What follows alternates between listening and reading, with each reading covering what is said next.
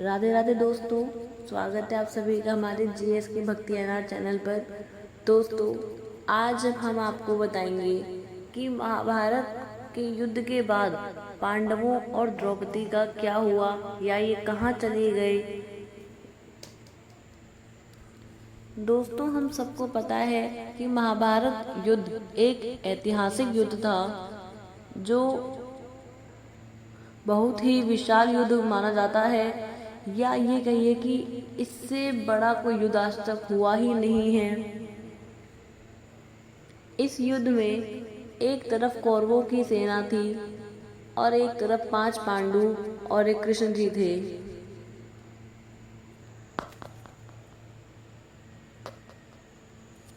दोस्तों, महाभारत को महाकाव्य रूप में लिखा गया भारत का एक ऐतिहासिक और दार्शनिक ग्रंथ माना जाता है। यह विश्व का सबसे बड़ा महाकाव्य ग्रंथ है।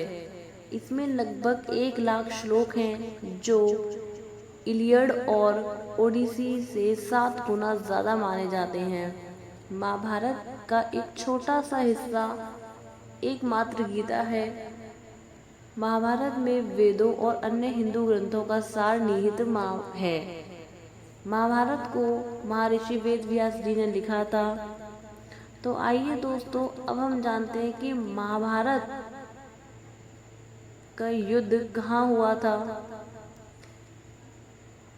तो दोस्तों, महाभारत का युद्ध कुरुक्षेत्र में लड़ा गया था। कुरुक्षेत्र हरियाणा में स्थित है। लड़ाई के लिए कुरुक्षेत्र का चयन श्री कृष्ण ने ही किया था। इसके पीछे का कारण था कि जब कुरु इस क्षेत्र की जुताई कर रहे थे, तब इंद्र ने उनसे जाकर इसका कारण पूछा। कुरु ने कहा कि जो भी व्यक्ति इस स्थान पर मारा जाएगा वह पुण्य लोक में जाएगा, ऐसी मेरी इच्छा है। इंद्र उनकी बात को हंसी में उड़ाते हुए स्वर्गलोक चले गए, लेकिन बाद में उन्हें समझ में आ गया कि यह सच है और ये बात भीष्म, कृष्ण आदि सभी जानते थे। इसलिए महाभारत का युद्ध कुरुक्षेत्र में लड़ा गया। दोस्तों, आखिर क्यों हुआ था महाभारत का यह युद्ध। हम सभी ने महाभारत देखी है, परंतु हम ये सभी नहीं जानते कि आखिर हुआ क्यों था ये महाभारत का युद्ध। तो आइए दोस्तों, मैं आपको अपनी इस एक वीडियो के माध्यम से, इस एक कहानी के माध्यम से इसका सच बताना चाहती हूँ कि आखिर क्यों एक महाभारत का युद्ध हुआ था। दोस्तों, कुरुक्षेत्र में कौरवों और पांडवों के मध्य कुरु साम्राज्य में सिंहासन की प्राप्ति के लिए युद्ध लड़ा गया था। हालांकि युद्ध लड़े जाने के और भी कई कारण थे। कहते हैं कि यदि कौरव पांडवों को 5 गांव दे देते तो युद्ध नहीं होता। लेकिन दूसरा कारण ये भी है कि यदि कौरव और पांडव जुआ नहीं खेलते तो युद्ध नहीं होता।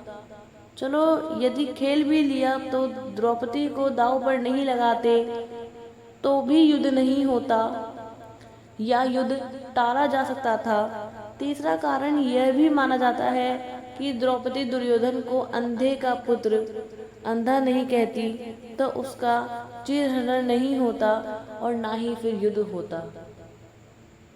दोस्तों, कहने को तो बहुत सी बातें हैं, परंतु हमने आपको बताई। अब हम आपको बताते हैं कि कैसे हुआ था महाभारत का युद्ध। दोस्तों, महाभारत के युद्ध में रथ, घोड़े, हाथी, ऊंट और के अलावा कहते हैं कि वायुयान का भी उपयोग किया गया था। अस्त्र शस्त्र दोनों ही अलग अलग प्रकार के घातक हथियार थे। अस्त्र उसे कहते हैं जो किसी मंत्र या किसी यंत्र द्वारा संचालित होते हैं, और शस्त्र उसे कहते हैं जो हाथों से चलाए जाते हैं। अस्त्रों को मंत्रों द्वारा दूरी से फेंकते थे, जैसे पाशुपतास्त्र, ब्रह्मास्त्र, गरुडास्त्र आदि। उक्त सभी को दिव्यास्त्र कहते हैं। शास्त्रों को हाथ से भी चलाया जाता है। शस्त्रों को हाथ से भी चलाया जाता था। शस्त्र दो प्रकार के थे, यंत्र शस्त्र और हस्त शस्त्र।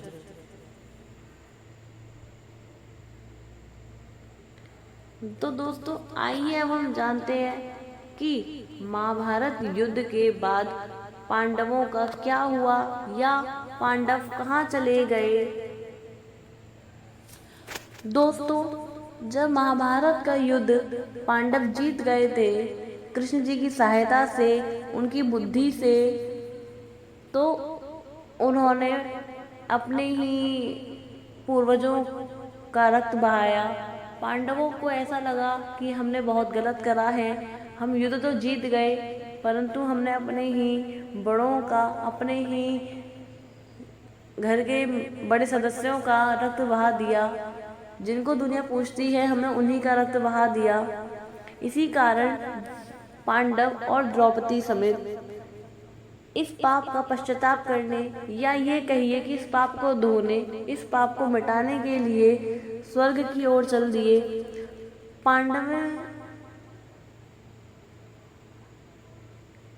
पांडवों ने द्रौपदी और एक कुत्ते के साथ अपनी अंतिम यात्रा के रूप में स्वर्ग की सीढ़ियां चढ़नी शुरू की।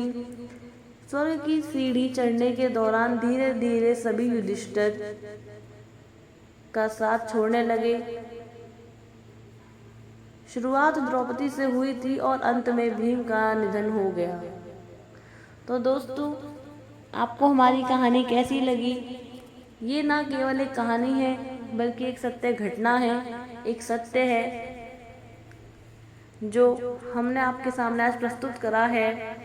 तो दोस्तों अगर आपको ये अच्छी लगी, हमारी वीडियो आपको पसंद आई है और हम आगे ऐसी ही वीडियो बना सकें, आपके सामने पेश कर सकें, तो हमारे चैनल को सब्सक्राइब करें, हमारी वीडियो को लाइक करें और बेल आइकन का बटन अवश्य दबाएं। जय श्री राम, जय हनुमान दोस्तों।